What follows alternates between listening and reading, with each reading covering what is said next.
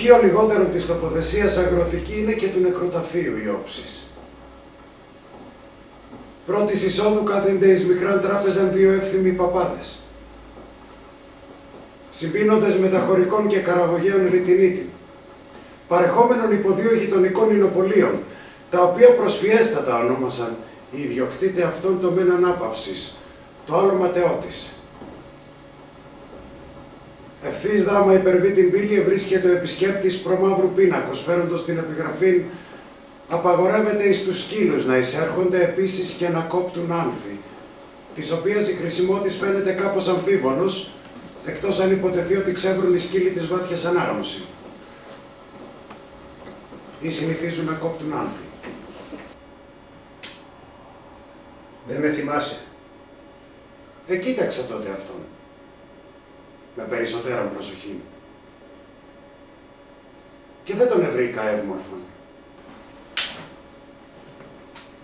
Ο Αργύρης Ζώμας.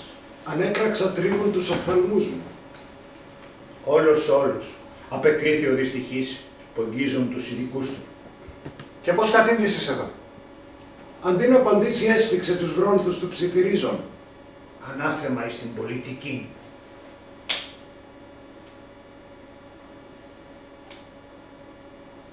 Ενώ είχα αυτή τη συλλογή έτυχε να γίνουν εκλογές και να έρθει να ζητήσει τους ψήφους μας ένας Αθηναίος συνταγματάρχης που είχε κάνει πολλά χρόνια εις τη Σύρα νομομηχανικός. Με πολλά λοιπόν καλοπιάσματα και γλυκά λόγια μου πρότεινε ο υποψήφιος να γίνω κομματάρχης του και αντιπρόσωπος στην Κάλα. Και θα μου έκανε ό,τι ήθελα. Ένα πρωί με πήρε εκείνος κατά μέρος να με ρωτήσει τι πρίκα εντογάγιαζα να του δώσω. Του είπα τότε εγώ πως με τις καλές συμβουλές του συνταγματάρχη απομείναμε με το πουκάμισο. Και δεν έχω άλλο να του δώσω παρά την κόρη μου και την ευχή μου. Από την ημέρα εκείνη άλλαξε η τρόπη του με το κορίτσι. Άρχισε να φέρεται μαζί της σαν σουλτάνος. Δεν είναι πρόσεχη στα λόγια του. Την έπιανε από τη μέση Και την εκκυνηγούσε να τη φιλήσει.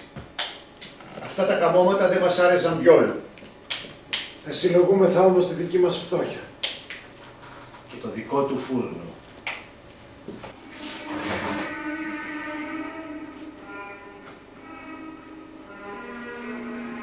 Τώρα ήταν η δική μου σειρά.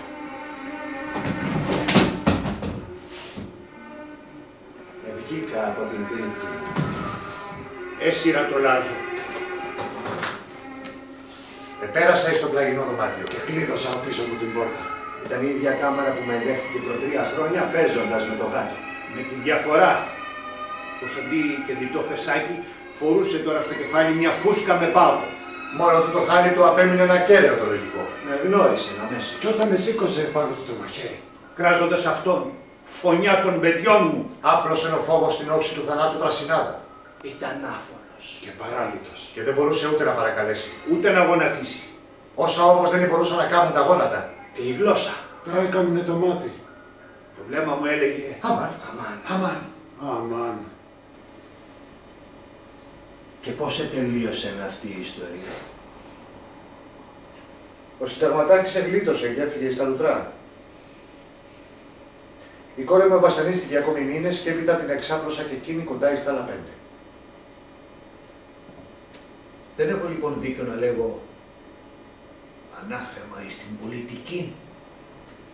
Την χάριν ταύτην δεν μπόρεσα να κάνω εις τον δυστυχήν νεκροθάπτη.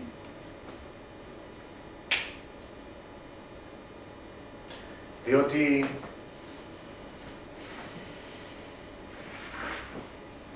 ολίγην έχω φωνή.